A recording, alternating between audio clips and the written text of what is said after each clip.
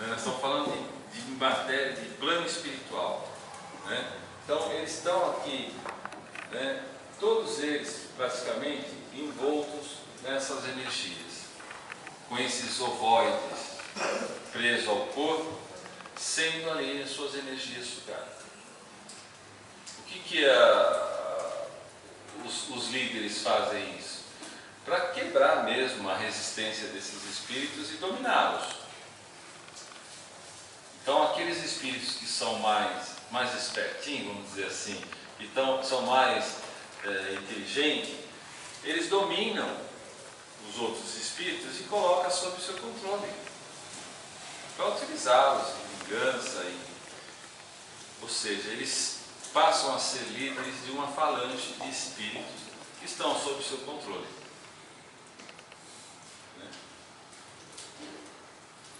Aí eles caminhando pela cidade, até que chegam num lugar que é como se fosse um buraco, né? Uma cratera de um vulcão. Eles olham lá para baixo e vê lá fogo, situações assim deprimentes de espíritos sendo flagelados lá mesmo, passando por situações assustadoras. Aí desce um trecho, alguns metros assim, e encontram uma mulher, e junto a ela tem 3 ovoides grudados ao seu corpo, ao seu sistema nervoso, né? Que é a coluna, aqui o cérebro, que os espíritos vão para dominar, né? Eles colocam essas energias nesses locais exatamente para dominar o cérebro dessas pessoas. Eles têm totalmente controle.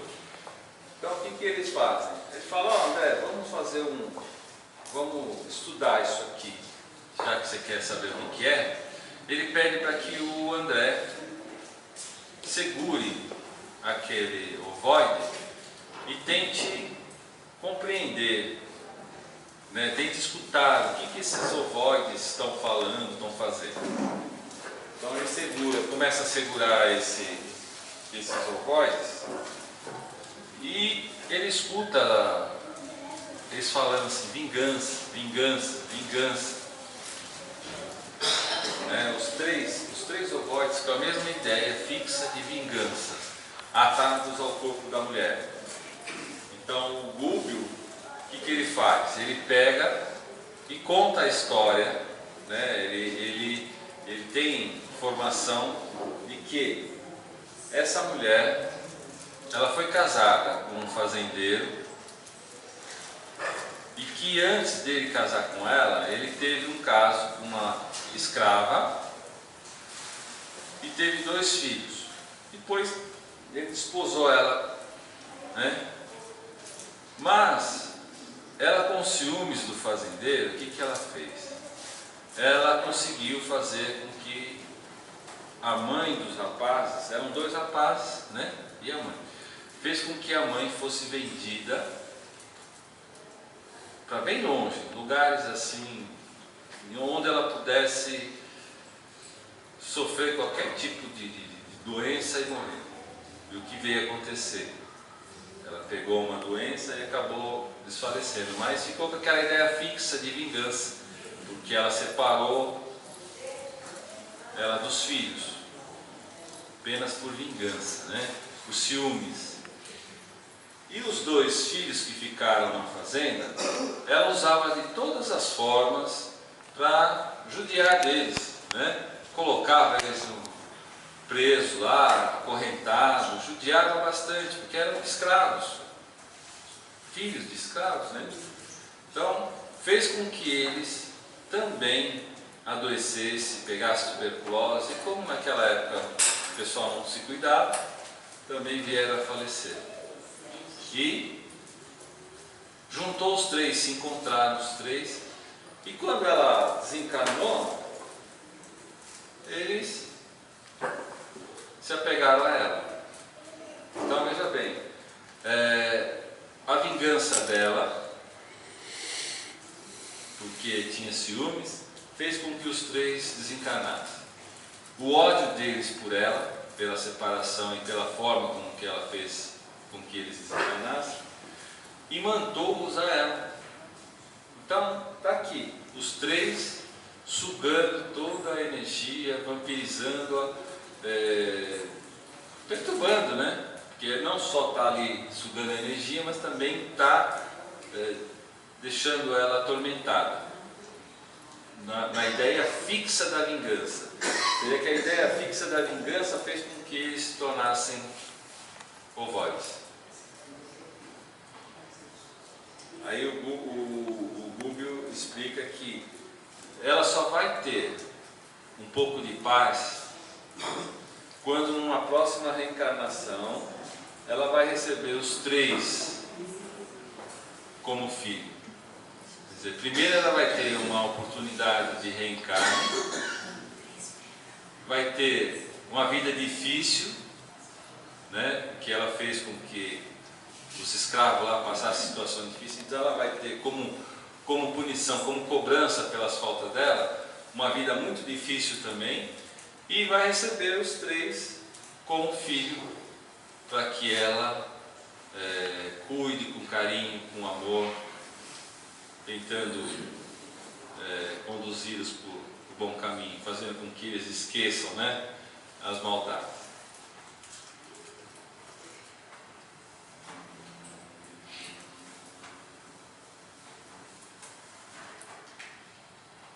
Bom, o dia seguinte chegou, né? À tarde, aliás, eles já estavam passeando, agora à tarde chegou o horário deles se entenderem lá com o Gregório. E foram. Quando eles chegam lá com o Gregório,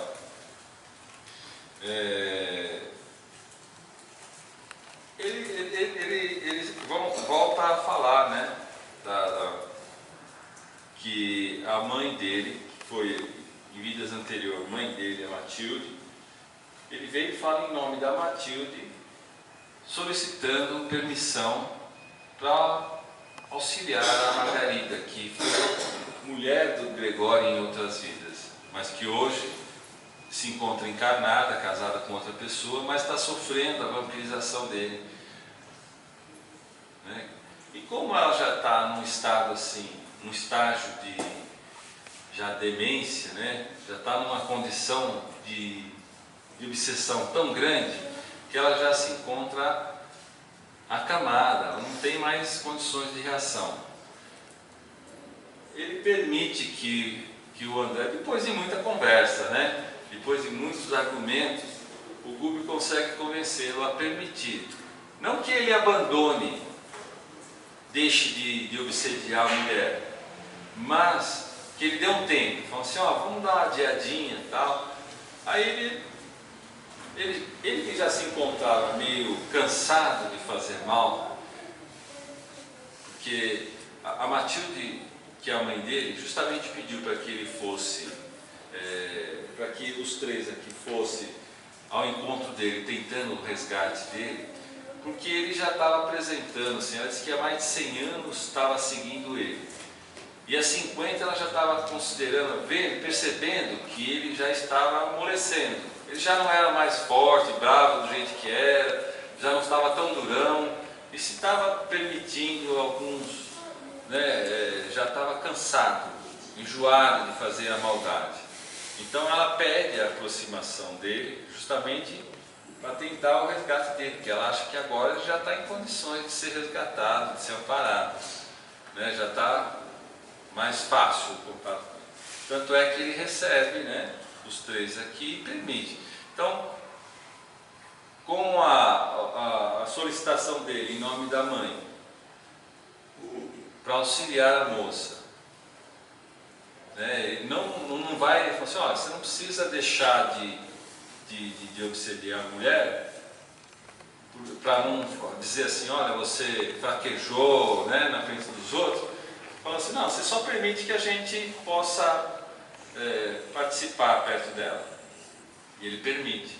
E dá uma autorização, uma senha, para que eles possam visitar a doente e ver como é que está a situação, né? Não interferir, mas participarem ali sem a interferência dele. E eles vão.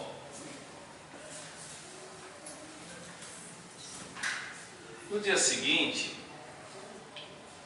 um dos soldados do Gregório os levam até a câmara, a casa do casal, onde se encontra a mulher encarnada, a Margarida, que outrora fora a mulher do Gregório e que hoje está casada, mas sofre a influenciação da obsessão do marido, do ex-marido, né? De vidas passadas. Então a gente vai ver aqui, elas também estão, olha, tem uns 10 ovoides aqui presos ao seu corpo físico, consumindo toda a sua energia. Ela já está em estado sabe, a pessoa fica largada, não consegue mais reagir. Por quê? Ela está sofrendo a interferência. Eles dominam a parte emocional da pessoa, o cérebro, o sistema nervoso da pessoa, e a pessoa fica completamente entregue. Aqui nós temos, ó, um obsessor, 2 obsessores. Esse aqui é o outro. Esse é o Gaspar. Gaspar não, esse é o Saldanha, que é o chefe da falange que obsedia a Margarida. O Saldanha, ele, no começo ele ficou, né, assim, relutante em deixá-los se aproximar da Margarida, mas como ele tinha autorização, a senha do Gregório para poder se aproximar, ele permitiu. E eles ficaram observando aqui todo o processo de hipnotismo dos espíritos. Então, esses dois ficavam direto magnetizando ela para que ela continuasse nesse estado letárgico até o ponto em que ela fosse desencarnar mesmo, tá? Então, estão só aqui observando, né? Por enquanto, só observando. Bom, como era domingo, o marido da Margarida falou assim: ó, vamos na missa, vamos visitar a igreja, né? Vamos na missa participar, quem sabe lá na missa a gente consegue uma melhora física dela. Não, ela concordou e foram.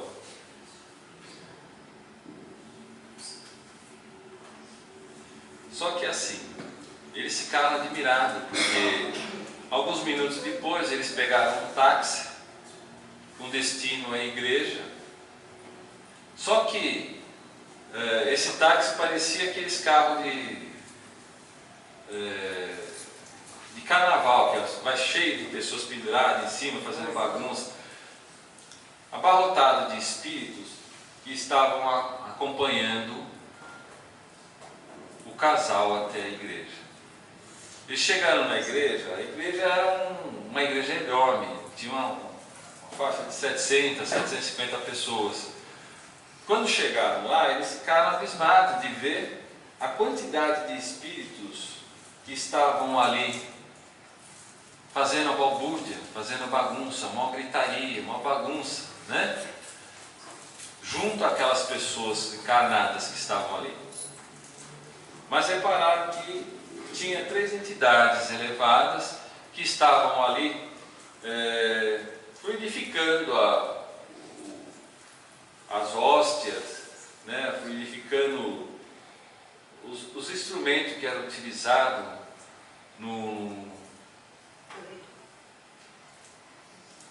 ali no ritual da igreja, né? Então, o que acontece? Eles estavam aqui, são entidades elevadas. A hóstia estava assim energizada, com bastante energia. Os instrumentos utilizados na missa estavam bastante energizados. Porém, essa energia do povo, quando iam receber essas hóstias, ao ser colocada a hóstia na boca, elas escureciam. Porque aquelas pessoas não estavam ali pela fé, pela boa vontade, eles iam por aí, como acontece até hoje, né? As pessoas vão porque tem que ir, mas não vão ali, não estão ligadas, não estão congregando com aquela ideia de se elevar. Ele conta que só uma pessoa daqui que conseguiu absorver aquela energia da hóstia que estava sendo impregnada pelas entidades. Mas estavam todos ali. Ele fala também do padre que estava ali conduzindo a missa, que ele estava apressado, assim, querendo que acabasse logo a missa, porque ele tinha uma viagem para ser feita, e ele estava doidinho para que acabasse logo a missa, para ele poder viajar. Então a energia que estava sendo utilizada aqui nesse culto era muito baixa. Então, razão que está, né, todas as entidades aqui trevosas no meio das pessoas equilibradas, supostamente equilibradas, né?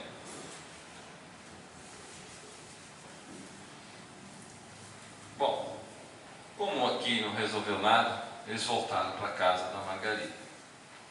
Pegaram o táxi de volta e foram para a casa da Margarida.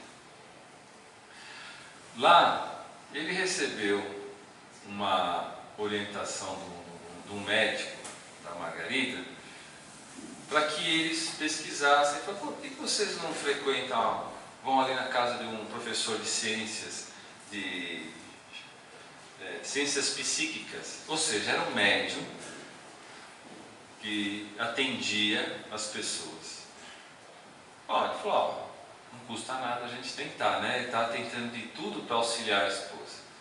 Aí combinou com ela concordou e foram lá, saíram para ir lá. Só que nesse inteirinho, o Saldanha, né, ele falou, como é que ele vai lá para ser amparado para aquele médium?